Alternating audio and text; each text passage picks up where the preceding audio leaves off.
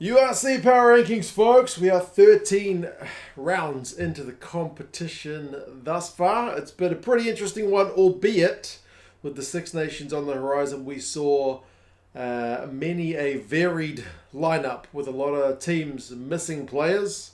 And, some of the South African teams you noticed rotated a fair bit.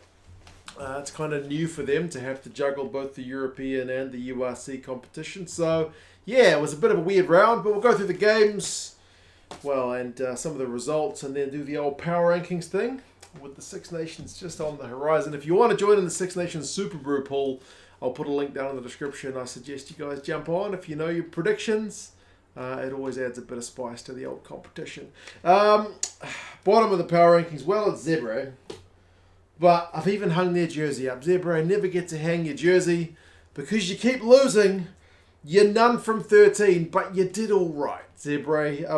28-24 loss to the Ospreys. Could have won it. I didn't watch it, but you could have won it, Zebre. Down early, like 14-0. But boy, Zebre love some width this season, don't they? They seem to play losing but entertaining rugby. So, they actually managed to lead 24-14 at one point, but sadly for them, couldn't hold on for their first win of the season. But there you go. A little bit of reason to be optimistic. A losing bonus point when it didn't initially seem possible. The Dragons are in the same spot as they were last time as well, which is the second to last position. They got a bit of a hiding, 42-28 from the Glasgow Warriors. They have got 3 wins this season, which is more than the Zebre boys have got. Early deficit for them as well, but they fought back to be 14 all at one point, but then conceded another kind of 14 unanswered points. So, not the best day at the office for the Dragons boys at home. But there you go, Glasgow seem to be playing some nice rugby at the minute. So, yeah. The Lions, the first South African team, same spot as they were last time as well. Their record is 5-7, so slightly better than the Dragons boys. Bit of a tit-for-tat game, their game against Connacht. Sadly for them, they couldn't keep up the kind of back-and-forth stuff, and Connacht started scoring some back-to-back tries. So 43-24, very high-scoring game, like 40 points, I think, in the first half alone. So more than a point a minute, 40-plus points. So really, really high-scoring game. Not that much on defence that game, sadly, for the Lions guys. But if nothing else, they go down with some points on the board and some points conceded. So there you go.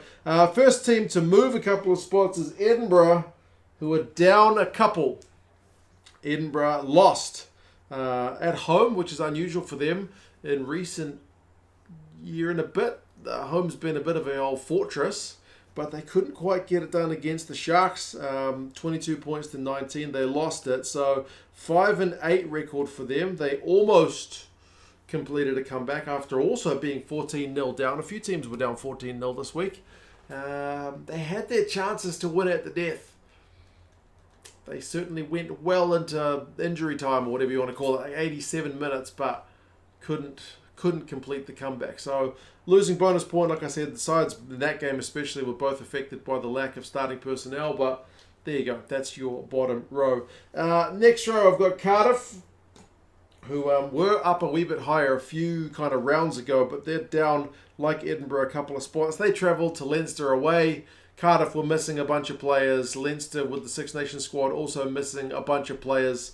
So, 38-14.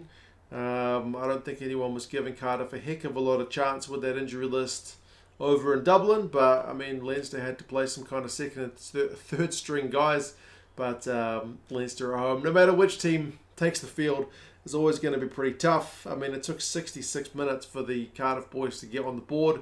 They did get one through the forwards, then they got another late one as a bit of a consolation.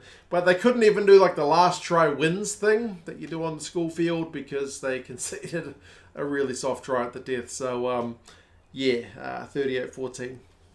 No shame in losing away in Leinster, to be honest. Ospreys, bit of a dicey one, as I mentioned. They almost could have lost it to Zebre. They had early tries, set down a marker, and then conceded a bunch of points Zebre got in front, and Zebre were threatening to steal it at the end, but the Ospreys boys managed to kind of hold on for grim death. So they don't want to be the first side to lose to Zebre this season.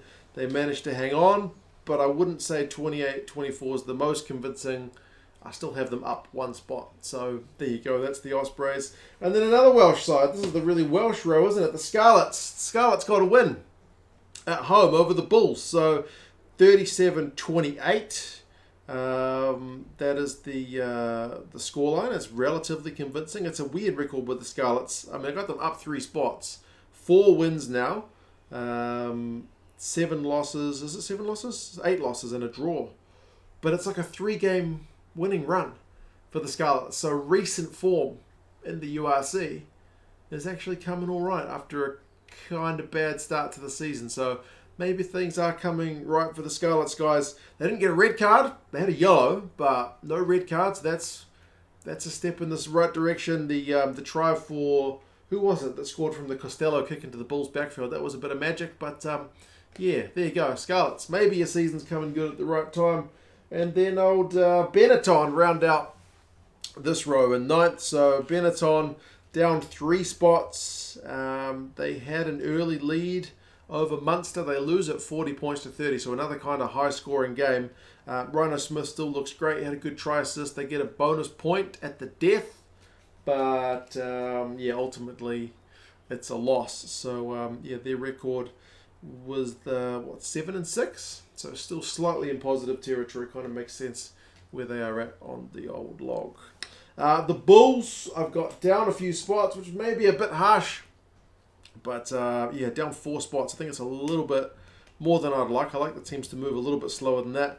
But, yeah, the Bulls, I don't know. I haven't looked at their home and away record this season, but I would say the Bulls have probably got one of the worst away records of the URC teams. I'll have to look it up. But I feel like the Bulls just don't travel that well. At least out of South Africa anyway. So, yeah, the Bulls lose at 37-28 to the Scarlets. Berger got a nice early try, but they were behind not long after. They did try a wee comeback, but, yeah, not able to pull it off for the Bulls. So, 8th spot for them. Connacht up 2 spots. Interestingly, the lowest of our Irish teams are Connacht. So, their record is 6-7. Is slightly in the negative, but the recent record seems not too bad. Seems to be pretty nice conditions in Galway. I didn't see that game, I only saw the highlights. And I should say, the URC highlights kind of suck on YouTube anyway. They've only got like 3-minute or sometimes 2-minute highlights. And the editing's not great.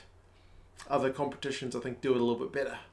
Just quietly. I think, from memory, they put up longer highlights on the URC's own website, but you have to log in, and it's just like, when you just want to watch on YouTube, you don't want to have to faff about with that. So Premier Sports used to do good highlights, longer, better edited. But anyway, it seemed to be good conditions. Early Connacht strike, a lot of early points in that game against the Lions, like I mentioned. So 43-24, pretty convincing in the end. Jack Carty pulling the strings as always. They got some good 9s and 10s. And Connacht, not in the Ireland squad, but that's kind of by the by. So yeah. Up a couple of spots for them. The Stormers got down into 6th. The Stormers lost against Ulster 35-5. Yeah, kind of a bad game. Rotated squad. Just didn't play very well. Yeah, dropped a fair bit of ball. And, yeah, they had some in the second half, but virtually took none of their chances. So, yeah, kind of just one of those really frustrating games if you're a Stormers fan where you just kind of want to bang your head against the wall. Sometimes that happens to your team. They just don't play that well, and that was the Stormers. So Stormers have certainly still got a positive record. I think it's 8-3 and a draw. So still looking all right, but that's a pretty forgettable one from a Stormers point of view. And speaking of Ulster, their wee bad run seems to be over with that win in Europe a couple of weeks ago, and then against the Stormers. So maybe things are starting to come right. 8-4 is still a pretty good record. Got them up 3 spots with that win over a kind of top of the table rival in the Stormers. So yeah, nice big win, man. Dominant, just really dominant. I mean, it's a hard one to say at times whether Ulster was that good, were the Stormers that bad. Was it a bit of both? I think probably a bit of both. Ulster certainly didn't concede many points when the Stormers were getting some kind of go forward. So that's encouraging, if nothing else, for the Ulster guys. Top row, we got the Sharks, the only South African team to get a win this week. They managed to win away at Edinburgh, 22-19. Crazy loose game. I mean, Grant Williams has got some wheels, doesn't he? That intercept he got early was a proper bit of magic. There were a few guys in some good form for a rotated Shark side as well. But, they hung on at the death. Not sure about that decision still to kick it away with like 40 seconds to play. I think that's close enough to the final whistle to run the clock down, or at least give it to... Was Kieran Bosch still on the field? Maybe not, but someone with a bigger boot just to kick the leather off the thing and put it right down the opposition end. But anyway, they had to wait a long time for that final whistle, but they got the job done. So a win is a win. Take it for the Sharks. So 7-4 is their record. I think they've still got one game to make up, right? Them and, was it the Stormers that missed out on the first round? But anyway, Sharks up the right end. Munster seem to be coming right after a pretty bad start to the season as well. They've been slowly creeping their way up the board. Have Munster. They are now at 7-6. Forget how many in a row now, but I think barring a loss to Leinster, Munster's recent record is pretty bloody good in the URC. And they're playing some attractive rugby. Come back from a first half deficit, but they scored 40 points away in Italy, so a bonus point win. Nice cross kick for one of the tries, so bonus point, man. Happy days. Munster. Are they challenging for the title? I feel like they need to get a wee monkey off the back if they can beat Leinster in like a knockout game at some point, but still, things look promising. Speaking of promising, Glasgow are looking the business this year. They are on a really good run, aren't they? I mean, 28 points for the Dragons, 42 for Glasgow away from home. Pretty tidy. 8-3 and a draw is their record. Looking nice and playing some nice rugby. Early Cole Forbes try, a Maul try after that. Like they just put down a marker. And Glasgow looked the business, which is really pleasing. Like, I think them and Edinburgh have kind of, someone mentioned it the other day, have kind of swapped places. Like, Edinburgh looked like they were going to be the sharper of the two Scottish sides this season, but their roles have kind of reversed. But there's only one team at number one. That's going to be Leinster. Undefeated, man. 13-0. Who's going to blink first? Is Leinster going to lose or is Zebre going to win? Luke McGrath, man, can't get into the Irish side. Looking pretty tidy, wasn't he? A couple of tries. 19-0 by halftime. A bonus point secured before Cardiff can manage to score a point. So Leinster, despite some less than normally first string guys, still get a 38-14 win, albeit over a depleted Cardiff side. Is still pretty bloody impressive. So there you go, folks. That's the power rankings for round 13. Remember, there's still that one South African game from round 1 which needs to catch up, but I think for the most part we're taking a wee break now for the Six Nations. So put our Six Nations hats on and see how that goes. It's going to be some awfully early wake-up calls for me, but if you're going to get up at 4 in the morning, watching some Six Nations is a pretty good reason to get it done. So you guys let us know your thoughts. How would you rank them? Too high, too low? And I'll talk to you guys again soon. See you later.